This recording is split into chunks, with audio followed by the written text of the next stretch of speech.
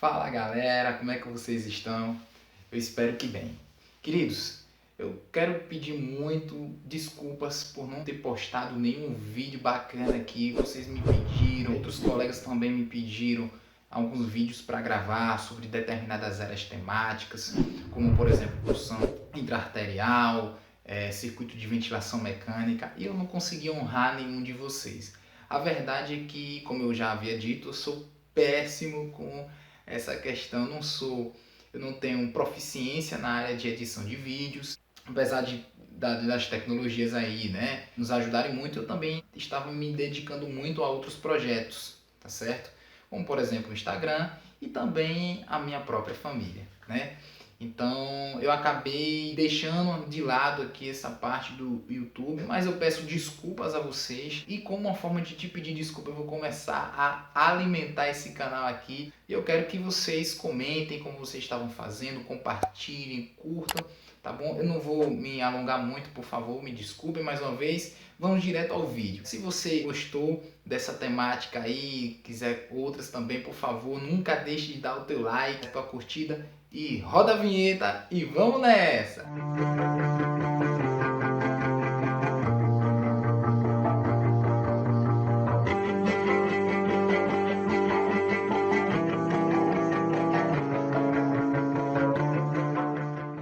Fala, queridos amigos, então vamos ao que interessa.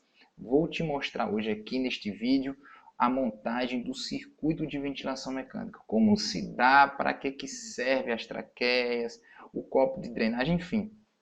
Eu vou tentar te mostrar de maneira bem objetiva, rápida e literalmente prática no que você vai precisar e no que você vai usar. Bem, para fins de demonstração, eu vou utilizar um dos ventiladores que eu trabalho, que é esse Dixtor, esse que está sendo mostrado aí na tela para você aqui agora. Estão vendo? Bem, para quem ainda não me conhece, meu nome é Davi Leonardo, sou enfermeiro, sou mestre em terapia intensiva e especialista em emergência geral, tá? E ainda ministro alguns cursos de pós-graduação na área de emergência, UTI e APH. Bem, aí tá os meus contatos, tá certo? Eu espero, caso você tenha ainda alguma dúvida, ou até mesmo sugestão, ou até mesmo alguma crítica, tá certo? Isso é muito proveitoso para mim e para todos aqui que estão assistindo, tá? Ah, não posso deixar de te pedir, né? Dá a tua curtida aí embaixo, tá certo? O teu like se você gostou. Se você não gostou também, faça isso, tá certo? Deixe seus comentários, isso é muito importante para mim, tá ok? E continuar a fazer esse trabalho aqui, tá bom? Bem, a ventilação mecânica, você sabe que ela substitui total ou parcialmente a ventilação espontânea do paciente. E é lógico que ela está indicada em diversos quadros clínicos apresentados por este, como por exemplo, uma insuficiência respiratória aguda ou crônica agudizada. Bem, o método de ventilação mecânica propicia uma melhora das trocas gasosas desse paciente e diminuição do seu trabalho respiratório, podendo inclusive ser utilizado de forma não invasiva, através de uma interface externa, que é mais conhecido como VNI, ou ventilação não invasiva, tá ok? Ou forma invasiva através de um tubo endotraqueal, né, famoso TOT, tá certo? Ou cânula de traqueostomia, máscara laríngea ou qualquer outro dispositivo de via aérea avançada, como é assim se chamado, tá ok? Bem, eu não sei como funciona nos outros estados aqui do Brasil. Você pode até deixar aí os comentários aí como é que está no seu estado. Mas, por exemplo, aqui no nosso estado, apesar do parecer técnico, tá certo? Considerar a montagem do ventilador mecânico de competência do profissional que vai fazer uso da terapia ventilatória, ou seja, deveria ser do fisioterapeuta. Mas 99,7% dos hospitais e redes hospitalares, UPAs, né, emergências, pronto-socorros, todo unidade de saúde que possua ventilador mecânico, quem trabalha, quem monta esse circuito, realmente é o profissional de enfermagem, tá certo? Isso é uma realidade, acredito que eu já viajei em alguns estados, nua e crua, tá ok? Mas é importante sabermos não só montar o circuito de ventilação mecânica, mas bem como saber as suas peculiaridades. Às vezes o ventilador não cicla direito, a gente não sabe o que é. E através desse simples e rápido treinamento eu vou te mostrar, tá ok?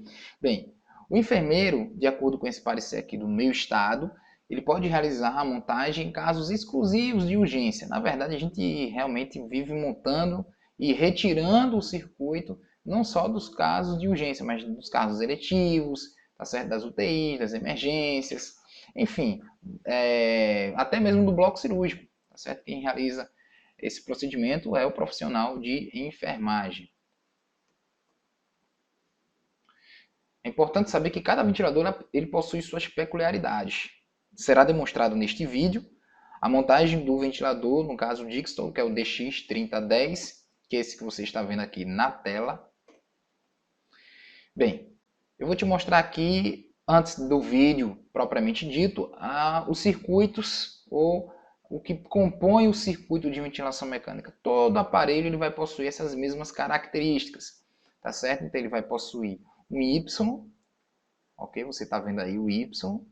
Ele possui dois copos de dreno, que na verdade são conexões entre uma traqueia e outra. Já estou te falando aqui o outro nome então. Então geralmente ele vai vir com 5 traqueias, tá certo? Alguns ventiladores mecânicos não necessitam dessa quinta traqueia, vou te mostrar por quê. Basta apenas essas 4. Tá certo? Mas todo ele vai vir com esses copinhos, tá certo? Que nada mais é do que conexões entre uma traqueia e outra. E ele possui aqui uma mola, eu vou te apresentar ele mais ampliado, para servir de retenção de umidade. Eu já vou falar por quê. As traqueias, como eu falei, a maioria dos ventiladores possui um outro cabo, uma mangueira, que é o sensor de fluxo. Alguns sensores de fluxo eles são derivados desde aqui do Y, onde aqui é conectado o tubo do paciente, e outros já são mais proximais ao ventilador mecânico, tá certo? Alguns nem existem, na verdade são internos, esse sensor de fluxo, tá bom? Só para fins de conhecimento. Vamos lá. O circuito de ventilação mecânica você vai encontrar ainda dois copos ou dois frascos que são chamados de umidificador. Para que eles servem? Como o próprio nome já diz, ele serve para umidificar o ar que vai ser enviado para o paciente. Então, nessa base aqui que você está vendo em azul, todos os ventiladores que possuem umidificador, eles têm como uma espécie de chapa de metal na sua base, e que quando você coloca água destilada aqui dentro desse copo, ou desse dispositivo, ele vai aquecer essa água, e o ar, quando entrar por uma das saídas, ele vai sair pelo outro lado, tá certo? Mais aquecido para esse paciente, tá? Isso é muito bom e é muito importante, para não ressecar a mucosa e provocar algumas lesões. Basicamente, todo circuito ainda possui, né, a membrana. Gente, isso aqui é muito importante. É uma pecinha bem pequenininha, do tamanho de uma moeda de R$1 em sua grande maioria, mas ela faz parte, ela compõe o circuito de ventilação mecânica, tá? Cada aparelho, como eu falei a vocês, vai possuir uma membrana específica. Algumas membranas mais específicas, uma maior, outra menor, mas de sua grande maioria as membranas possuem o tamanho de uma moeda de R$1, tá certo? Aproximadamente. Esse aqui, por exemplo, daqui de baixo, que é o Dixon, né, que nós utilizamos, você vê aqui que ela possui duas mangueirinhas, tá vendo? Isso aqui são os sensores de fluxo, que ela é conectada no ventilador lá proximamente ao próprio ventilador mecânico, tá? Eu vou te mostrar em vídeo, não se preocupe, você vai ver bem direitinho. Aqui só mostrando o esquema, como deve ser colocado essa membrana, né? Que na verdade é uma válvula de exalação, tá certo? Esses dois dispositivos aqui. Então, essa membrana é colocada dentro dessa válvula de exalação justamente para que ocorra o vedamento perfeito e não há escape de ar no próprio circuito de ventilação mecânica. Aqui só de maneira ampliada, tá? Aquele Y que nós vimos, que esse Y ele vai ser conectado ao tubo ou ao traqueóstomo do paciente. Olha aqui os copos de dreno que eu falei para vocês de maneira mais ampliada, estão vendo? Então, o ar ele vai entrar por aqui e vai sair aqui pelo outro lado. Então, para que existe esse copinho aqui? Nada mais é do que ele serve para reter o excesso de umidade, tá certo? É para reter o excesso de umidade, porque numa ventilação mecânica, principalmente se você estiver utilizando o umidificador, que foi mostrado aqui agora há pouco, ele, com o passar do período das horas, ele vai começar a condensar aqui, tá certo? A palavra certa é essa, água. E aí, para que essa água não vá para o paciente, esse copinho aqui ele serve como um dispositivo de retenção de excesso de umidade. Então, quando o ar passar por aqui, ele obrigatoriamente vai entrar aqui dentro para depois sair, tá certo? Então, ele vai captar aqui a água. Quando esse pote começar a se encher, você simplesmente abre, despreza ele e o circuito ele não vai ficar aberto nesse período. Alguns acessórios externos, apesar de não fazer parte do circuito propriamente dito de ventilação mecânica, mas fazem parte, por exemplo, acessórios desse ventilador. Por exemplo, quase todos os ventiladores eles utilizam o oxigênio e o ar comprimido, tá certo? Bem, e também utiliza o braço articulado, tá certo? Para que serve esse braço? Você vai pendurar aqui o circuito, tá certo? Para que o peso do circuito e da traqueia ali no paciente não fique tracionando o tubo, não fique provocando lesões por dispositivo médico nesse paciente, tá certo? Então a maioria dos ventiladores eles utilizam